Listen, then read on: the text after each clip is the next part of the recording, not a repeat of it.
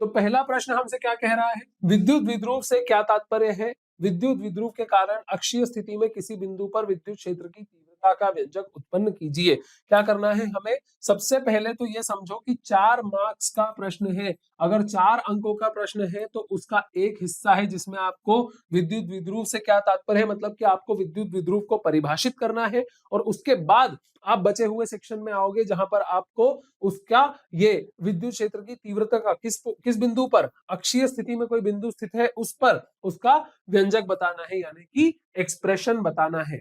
आई बात समझ में। तो जब 4 नंबर के क्वेश्चन आते हैं तो आपको ये बहुत ज्यादा ध्यान रखना है कि ऐसा नहीं है कि कोई एक ही चीज करने से हमें 4 नंबर मिल जाएंगे। भाई यहाँ पर 1 मार्क्स जो है वो इसका है, और बचे हुए 3 मार्क्स जो है वो इस व्यंजक के हैं जो आपको उत्पन्न करना है। ठीक है, ये जो डेरिवेशन हमें करना है ये महत्वपूर्ण है, ये 3 नंबर का है, और ये जो परिभाषा लिखनी है द्विध्रुव की, ये है 1 मार्क्स की। ठीक है, चलिए बिना समय बर्बाद करे शुरू करते हैं कि आखिर कैसे ये व्यंजक निकाला जाएगा। तो सबसे पहले तो एक द्विध्रुव बना लो। देखो, हमको विद्युत द्विध्रुव की परिभाषा तो पता ही है कि दो बिंदु आवेश होते हैं जो कुछ अल्प दूरी पर रखे हुए हैं, ये आपस में विजातीय होते हैं, ये एक दूसरे जैसे नहीं होते, एक पॉजिटिव होता है एक नेगेटिव होता है। जो परिभाषा आपको द्विध्रुव की आती है वो आपको यहाँ लिखनी है। अभी जब हमने द्विध्रुव के बारे में पढ़ा था तो हमने परिभाषा अच्छे से देखी थी, इसलिए मैं यहाँ पर नहीं लिख रहा हूँ, लेकिन आपको एग्जाम में लिखनी होगी। हम सीधे शुरुआत करने वाले हैं विद्युत द्विध्रुव के कारण अक्षीय स्थिति में किसी बिंदु पर विद्युत क्षेत्र की तीव्रता निकालने के लिए। ठीक है, तो सबसे पहले तो हम ये द्विध्रुव बना लेते हैं। यहां पर रख देते हैं प्लस क्यू चार्ज, यहां पर रख देते हैं माइनस क्यू चार्ज, दोनों के बीच की दूरी को दे देते हैं 2l नाम, है ना, दोनों के बीच की दूरी क्या है, 2l के बराबर है। और इसके अक्ष पर कोई बिंदु स्थित है, इसका अक्ष मतलब कि इधर कहीं कोई बिंदु स्थित है। मान लो कि इसका मध्य बिंदु क्या है, ये है, ये दूरी क्या हो गई, l हो गई, ये दूरी क्या हो गई, l हो गई, इसका मध्य बिंदु है ये दूरी भी l हो गई, ये दूरी भी l हो गई, और ये जो बिंदु है जिस पर आपको विद्युत क्षेत्र निकालना है, ये इस मध्य बिंदु से कितनी दूरी पर है, r दूरी पर है। इस मध्य बिंदु से कितनी दूरी पर है, r दूरी पर है। ये जो चित्र आप देख रहे हो, ये चित्र ऐसा ही बनाना बहुत बहुत बहुत ज्यादा अनिवार्य है, क्योंकि अगर आप कहीं भी नाम देने में या फिर 2l को l मानकर अगर कुछ गड़बड़ कर दोगे तो फॉर्मूला वैसा निकल कर नहीं आएगा, ये जो व्यंजक हम निकालना चाहते हैं ये वैसा निकल कर नहीं आएगा, और हो सकता है कि शायद आपके मार्क्स कट जाए।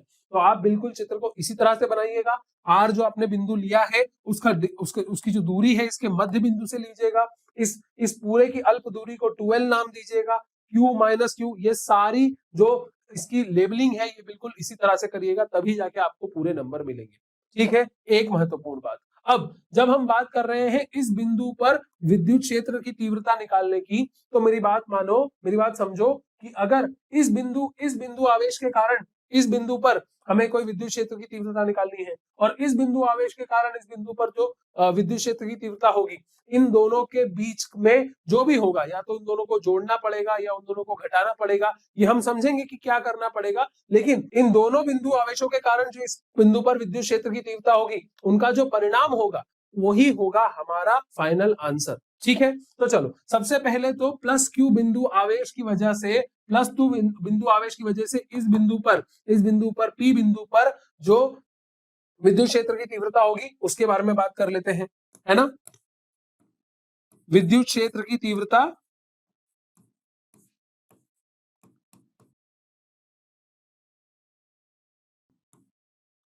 प्लस क्यू के कारण,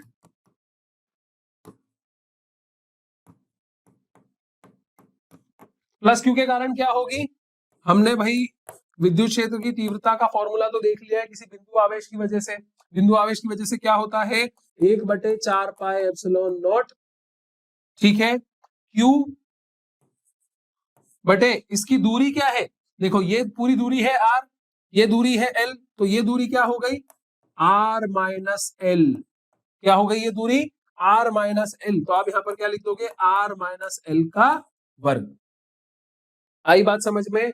1/4 epsilon not Q R minus L का स्क्वायर। हमने यहाँ पर पैरा विद्युतांक के नहीं लिया है, अगर आप चाहो तो पैरा विद्युतांक के भी ले सकते हो, लेकिन हम यहाँ पर मान लेते हैं कि ये निर्वात की बात हो रही है, हवा की बात हो रही है, इसलिए हमने पैरा विद्युतांक नहीं लिया है। ठीक है, अगर हम इसको निर्वात में बात करें इसकी, तो निर्वात में क्या हो जाएगा, 1/4 पाई epsilon not Q R minus L का वर्ग। ठीक है, ये क्लियर है। इसको इक्वेशन नंबर 1 मान के रख लेते हैं, है ना, ये इक्वेशन नंबर 1 मान के हमने रख ली। अब जब हम माइनस क्यू की वजह से इस बिंदु पर निकालना चाहेंगे विद्युत क्षेत्र की तीव्रता, तो वो क्या निकलेगी, वो भी सर ऐसे ही निकलेगी। माइनस क्यू की वजह से क्या निकल कर आएगी, इसको मैं यहां निकाल कर लिख दे रहा हूं। माइनस क्यू की वजह से आएगी E2 नाम देते हैं, इसको नाम देते हैं E1। E2 क्या निकल के आएगा, 1/4 epsilon not 4 pi epsilon not के क्यू आर इतना है, उसमें एल और जुड़ जाएगा, तो आर प्लस एल का वर्ग। ये बात समझ में आ रही है कि नहीं, कि आर प्लस एल कैसे आया, आर माइनस एल कैसे आया। यहां पर मैंने के लिखा है, अगर मैं निर्वात में बात करूंगा तो मैं इसको 1/4 पाई एप्सिलॉन नॉट क्यू बटे आर प्लस एल का वर्ग इस तरह से लिख दूंगा। ये हो गई हमारी दूसरी इक्वेशन, दूसरा समीकरण। ठीक है ना, पहला दूसरा। अब बात कर लेते हैं इन विद्युत क्षेत्रों की दिशा की। ये जो विद्युत क्षेत्र की दिशा होगी, इसकी दिशा क्या होगी, और उसकी दिशा पर ही निर्भर करेगा कि आखिर परिणाम निकालने के लिए हमें उन दोनों को जोड़ना है या घटाना है, क्या करना है भाई। परिणामिक जो विद्युत क्षेत्र की तीव्रता है वो कैसे निकलेगी, तो देखो ये प्लस क्यू है, मतलब कि इस प्लस क्यू की वजह से जो भी विद्युत क्षेत्र की तीव्रता, विद्युत क्षेत्र होगा वो बाहर की ओर होगा। मतलब कि प्लस क्यू की वजह से जो निकल के आ रही थी E1, उस E1 की दिशा हो गई ये बात समझ में आ रही है। E1 की दिशा ये क्यों हो गई, क्योंकि भाई जो हमारा धनात्मक आवेश होता है वो बाहर की ओर विद्युत क्षेत्र की रेखाएं भेजता है, और जो हमारा ऋणात्मक आवेश होता है, ऋणावेश होता है, वो क्या करता है, अंदर की ओर विद्युत क्षेत्र की रेखाएं लेता है। मतलब कि अगर इसकी इलेक्ट्रिक फील्ड है, इसका विद्युत क्षेत्र है, तो वो कुछ इस तरह से होगा, इसका विद्युत क्षेत्र है तो वो कुछ इस तरह से होगा। अब जब हम इसका अंदर की ओर ले रहे हैं, इस वाले की जो विद्युत क्षेत्र है वो इस तरह से अंदर की ओर है, मतलब कि इस बिंदु पर वो होगा उस चार्ज की तरफ, मतलब कि E2 जो है वो इस तरफ होगी, E2 इस तरफ होगी, E1 इस तरफ है और E2 इस तरफ है। और अगर आप ध्यान दोगे तो मैंने E1 का एरो बड़ा बनाया है, E2 का एरो छोटा बनाया है, उसके पीछे कारण है। देखो अब दोनों जो हमारे आवेश है उनका परिमाण तो सेम है, ये भी Q है और ये भी Q है, लेकिन यहाँ पर ये जो हमारा धनावेश है ये इसके पास में है और ये जो ऋणावेश है ये इससे दूर है। मतलब कि इस धनावेश के कारण जो विद्युत क्षेत्र की तीव्रता होगी वो ज्यादा होगी, बजाय किसके, जो इस ऋणावेश की वजह से जो इस बिंदु पर विद्युत क्षेत्र की तीव्रता है उससे। मतलब कि E1 जो है वो बड़ा है E2 से, और दोनों की दिशाएं भी विपरीत है, एक इस तरफ है तो दूसरी उस तरफ है। मतलब कि अगर हमें परिणामिक विद्युत क्षेत्र की तीव्रता निकालनी है तो हमें क्या करना होगा, हमें इन दोनों को आपस में घटाना होगा। हम क्या करेंगे, हम E1 माइनस E2 करेंगे परिणामिक विद्युत क्षेत्र की तीव्रता निकालने के लिए। तो अगर हम E1 माइनस E2 करना चाहते हैं, ये रही हमारी समीकरण नंबर 2, ये रही हमारी समीकरण 1, हम समीकरण 1 में से समीकरण 2 माइनस कर देंगे और आखिरकार क्या लिखेंगे, देखो मैं लिखकर बताता हूं यहाँ पर।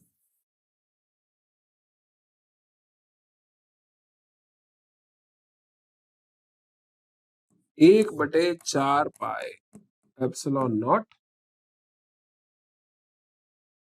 क्यू आर माइनस एल का वर्ग minus Q R plus L का वर्ग।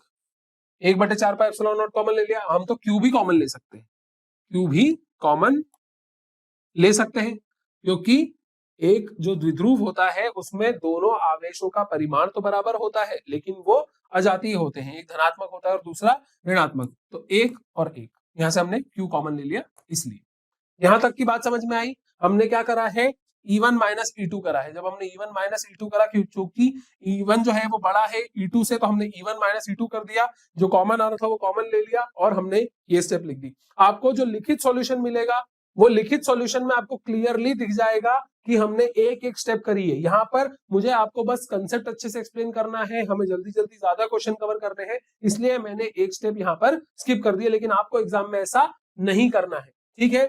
Q बटे 4 पाई एप्सिलॉन नॉट,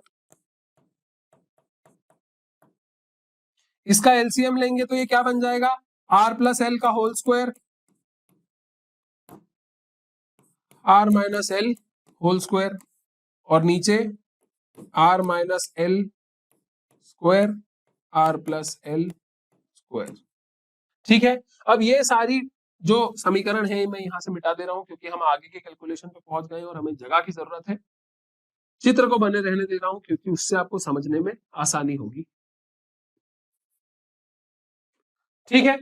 अब यहां से तो भाई गणित है ना, भौतिकी के जितने कंसेप्ट लगाने थे हमने लगा लिया। अब यहां से तो गणित है, गणित में हमें क्या करना है भाई, वर्ग को खोलते आता है, बिल्कुल आता है। ए प्लस बी ए माइनस बी दिख रहा है, दोनों का वर्ग है मैंने मान लिया, लेकिन ए प्लस बी ए माइनस बी दिख रहा है तो इसको क्या लिख सकते हैं, ए का वर्ग माइनस बी का वर्ग और इस पूरे का वर्ग, क्योंकि इन दोनों पे स्क्वायर लगा हुआ है, ठीक है। तो हम यहां से क्या लिखेंगे, क्यू 4 पाई एप्सिलॉन नॉट। हम यहाँ पर पैराविद्युतांक के इसलिए नहीं लिख रहे हैं क्योंकि हमने ये मान लिया है कि यहाँ पर निर्वात में बात चल रही है। अगर आपसे बोला जाए कि किसी और माध्यम में हो रहा है जिसका पैराविद्युतांक के है, तो के को मेंशन करना मत भूलिएगा, ठीक है। अब चलो आगे बढ़ते हैं। आर प्लस एल पूरे का वर्ग, आर का वर्ग एल का वर्ग 2RL minus are minus L पूरे का वर्ग, आर का वर्ग एल का वर्ग माइनस 2RL, और इस पूरे के नीचे R square minus L square, R वर्ग माइनस एल वर्ग, इस पूरे का वर्ग। भाई ये बात समझ में आई कि नहीं, यहां पर जो मैथमेटिक्स लगी है उसको ऐसे कोने में लिख देना कि आर प्लस एल का ए प्लस बी का होल स्क्वायर क्या होता है, A square plus B square plus 2ab, A minus B का होल स्क्वायर क्या होता है, A square plus B square minus 2ab, A plus B into A minus B क्या होता है, A square minus B square, ठीक है। भौतिकी का पेपर है, मान लो कि भौतिकी वाले अध्यापक को गणित नहीं आती, हमने कोने में लिख दी कि हमने क्या गणित यूज करी, ठीक है। हर समय आप कोई भी सूत्र कोई भी आइडेंटिटी यूज कर रहे हो, आपको उसे इस तरह से कोने में लिखना है कि भाई हमने यहां तक पहुंचने के लिए इनका इस्तेमाल किया था। आई बात समझ में, ये बहुत इंपॉर्टेंट है। तो आपने इस तरह से नीचे फॉर्मूले लिख दिए। अब देखो यहाँ पर आपको दिख ही जाएगा कि ये जब माइनस अंदर जाएगा, ये जब माइनस अंदर जाएगा तो R square L square cut जाएगा, आर स्क्वायर एल स्क्वायर से, R square L square cut जाएगा, आर स्क्वायर एल स्क्वायर से। ये माइनस अंदर जाके इस 2RL को क्या बना देगा, माइनस 2RL को क्या बना देगा, प्लस 2RL, और 2RL और 2RL मिलके क्या हो जाएंगे, 4RL। आगे कैलकुलेशन के लिए मैं सोच रहा हूं चित्र मिटा देता हूं, ठीक है। आगे की कैलकुलेशन के लिए हम यहां से आगे बढ़ेंगे। तो Q बटे 4 पाई एप्सिलॉन नॉट, तो ऐसा कैसा रहेगा, 2RL और 2RL मिलकर, क्योंकि ये माइनस अंदर चला जाएगा, क्या हो जाएंगे 4RL। तो Q by 4 pi epsilon naught 4RL बटे R square minus L square का पूरे का वर्ग। अब यहां पर एक बड़ी महत्वपूर्ण बात कि जो हमने धन आवेशों के बीच में जो दूरी ली थी 2L, हम जब विद्युत द्विध्रुव को परिभाषित करते हैं तो हम बोलते हैं कि ये दूरी जो है ये बहुत ही अल्प दूरी है, बहुत ही छोटी दूरी है। लेकिन जब हमने r डिस्टेंस ली तो वो तो कितनी भी दूर हो सकता है, तो ऐसा मान लेते हैं कि r जो है वो बहुत बहुत बड़ा है l से, और अगर r बहुत बहुत बड़ा है l से, तो यहाँ पर r square minus L square को हम क्या लिख सकते हैं, r स्क्वायर। मल्टीप्लीकेशन में नहीं कर सकते ऐसा, जहां पर भी गुणा हो रहा होता है एक बड़ी संख्या का एक छोटी संख्या से, वहां आप छोटी संख्या को निग्लेक्ट नहीं कर सकते, उसको अमान्य नहीं कर सकते। लेकिन जहां पर हमें एक बड़ी संख्या में से छोटी संख्या घटानी है, वहां पर हम ये कर सकते हैं कि भाई अगर छोटी संख्या घटाओ ना घटाओ उससे कोई फर्क नहीं पड़ेगा, लेकिन जहां पर गुणा होता है वहां पे फर्क पड़ता है। तो ध्यान रखिएगा, जब आपने r बहुत बड़ा है l से आपने ये मान लिया, वहां पर आपको ऊपर वाला l तो रखना है लेकिन नीचे वाले को इग्नोर कर देना है, और ये हो जाएगा r स्क्वायर का होल स्क्वायर, जिसको हम लिख सकते हैं r की पावर 4। Q बटे 4 pi epsilon naught 4RL 4RL के नीचे R की घात 4, R की घात 4 से R कैंसल, R की घात 3 बचा। ठीक है, अब आप इस 4QL को क्या लिख सकते हो, 2 इंटू 2QL और नीचे 4 pi epsilon not R cube.